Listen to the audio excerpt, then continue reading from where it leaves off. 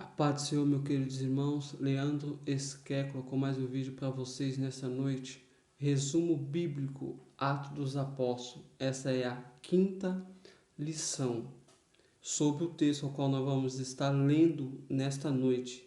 No caso, Atos dos Apóstolos, capítulo 3. O título do texto diz: A cura de um coxo. O discurso de Pedro no templo. Estou aqui com as escrituras sagradas, amém? Se os irmãos gostarem, deixe o seu like, compartilhe esse vídeo, que esse vídeo venha alcançar almas, vidas e corações, em nome de Jesus Cristo, amém, meus queridos? Vou estar lendo nesta noite. Pedro e João subiam junto ao templo, à hora da oração, a nona, e era trazido um varão que desde o ventre de sua mãe era coxo, o qual todos os dias punha à porta do templo chamada Formosa, para pedir esmola ao que entravam. Ele, vendo a Pedro e a João, que iam entrando no templo, pediu que lhe desse uma esmola. E Pedro, com João, fritando os olhos nele, disse: Olhe para nós. E olhou para eles, esperando receber alguma coisa. E disse Pedro: Não tenho prata nem ouro, mas o que eu tenho, isso te dou. Em nome de Jesus Cristo, o Nazareno, levanta-te e anda. E, tomando-o pela mão direita, o levantou, e logo os seus pés e tornozelos se afirmaram. E, saltando ele, pôs-se em pé, e andou, e entrou com ele no templo, andando e saltando, louvando a Deus. Amém? Pedro e João estavam indo ao templo, porque os judeus costumavam orar 3 vezes ao dia. Se fosse para trazer para os tempos de hoje, seriam às 9 horas da manhã, meio-dia e às 3 horas da tarde, ou seja, às 15 horas. E vemos que, segundo as Escrituras Sagradas, eles estavam indo ao templo a orar, a buscar e a interceder. E de repente tinha um homem que era colocado à porta do templo chamada Formosa. Alguma pessoa ia e carregava aquele homem até a porta e o levava para sua casa. Ele era coxo de nascença. E vemos que o que ele poderia oferecer àquele homem, simplesmente ouro ou prata, ou situações financeiras, dinheiro no caso.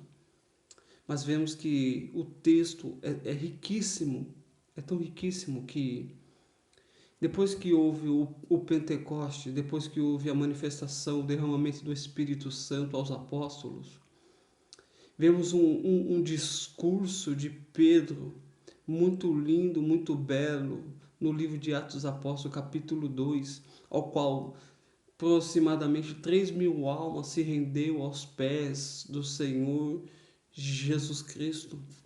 E vemos agora que eles têm um particular, eles decidem ir ao templo orar. E de repente tem um homem pedindo esmola, que o que estava acostumado ele a receber dinheiro. Mas aquilo que eles mais necessitavam, aquilo que eles mais precisavam, talvez naquele momento não veio na sua consciência, ou não veio na sua mente, para entender o que Deus iria fazer naquele momento e naquela hora. Pedro vira-se para ele e diz: Olhe para nós. E ele ali olhando, esperando receber alguma coisa.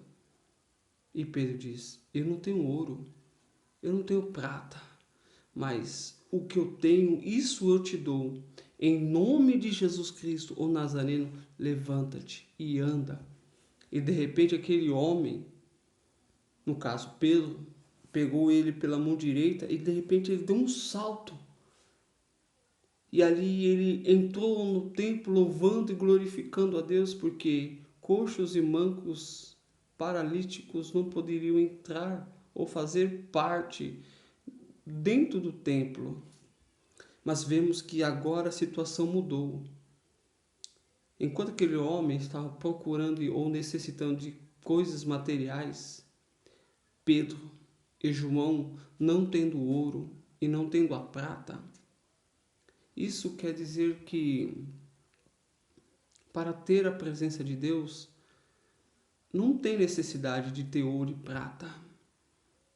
Para ter a presença de Deus, tem que ter uma vida de comunhão com o Pai, uma vida de oração perante Deus, ter uma vida de separação, porque aquele que ama o mundo aborrece o Pai, e aquele que aborrece o mundo ama o Pai, porque o Pai gosta das coisas certas. E vemos que eles estavam indo à oração. Nesse dia, esta palavra é bem atual, porque se falam por aí, se pregam por aí fora que para ser homem ou mulher de Deus, você tem que ter uma prosperidade imensa.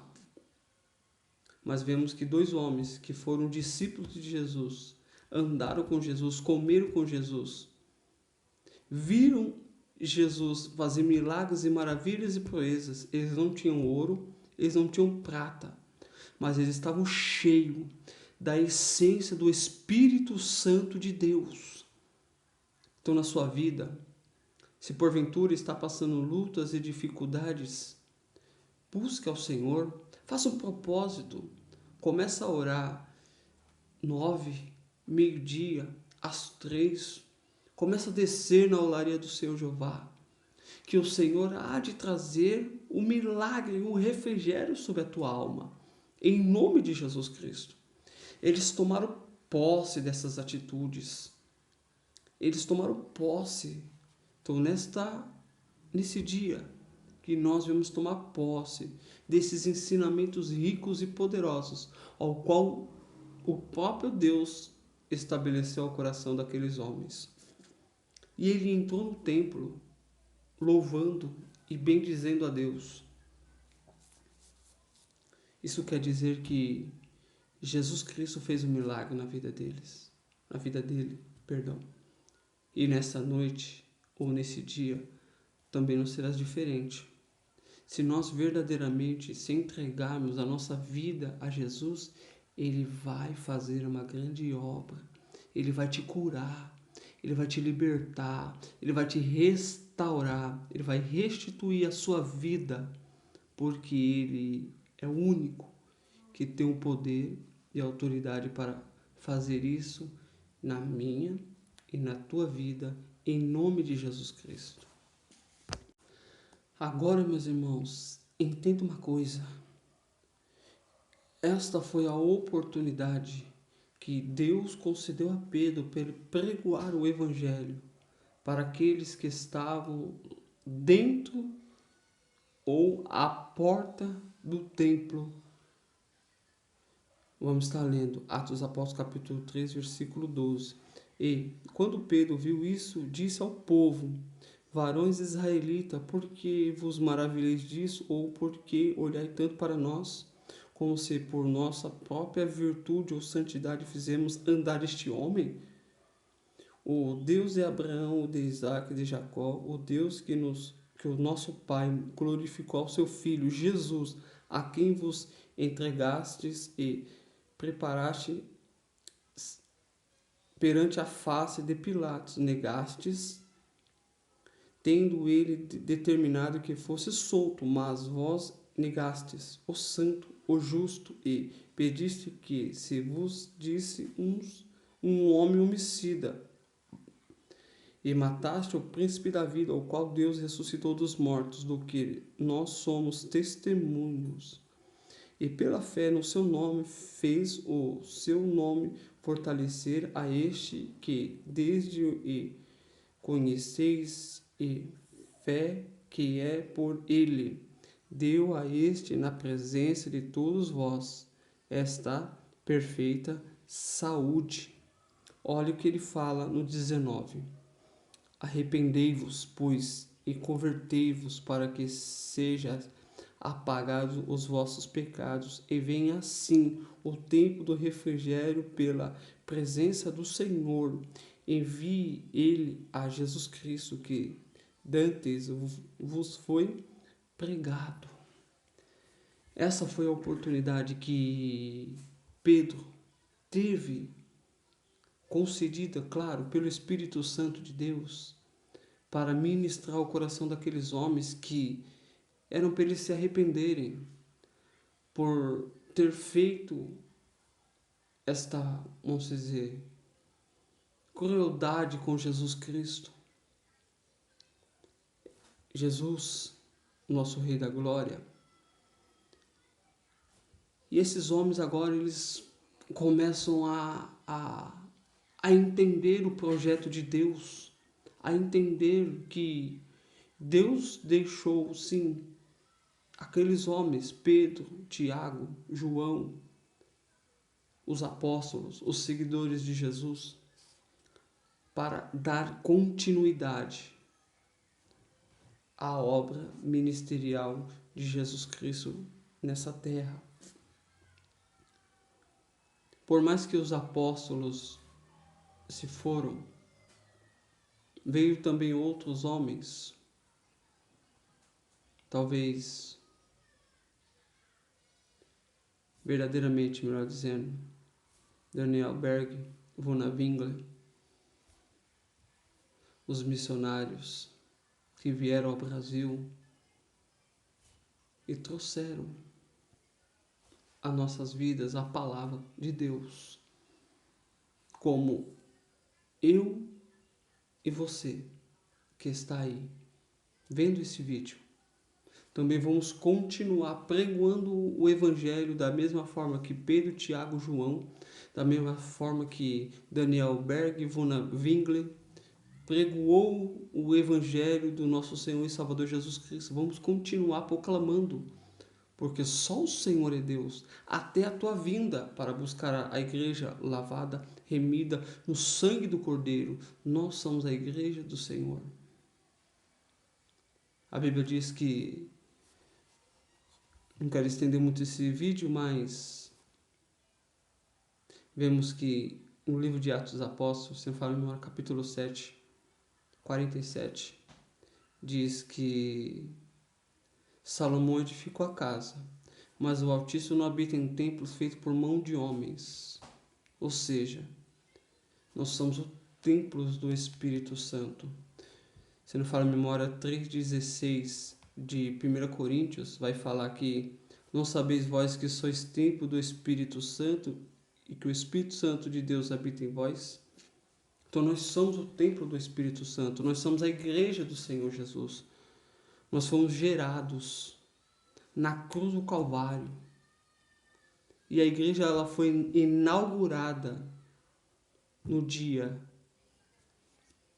do Pentecostes, ao qual veio a promessa: não vos deixarei órfão, enviar-lo-ei o Consolador amado, para que fique convosco para sempre. É o Espírito Santo que está selado na nossa alma e nos ajuda. Fico com esse vídeo. Que Deus abençoe as vossas vidas. Vou ler o último texto. Último versículo do capítulo 3, o 16, o 26. Ressuscitando Deus ao seu Filho Jesus, primeiro o enviou a vós, para que nisso vos abençoastes, e vós dissestes a cada um da nossa maldade.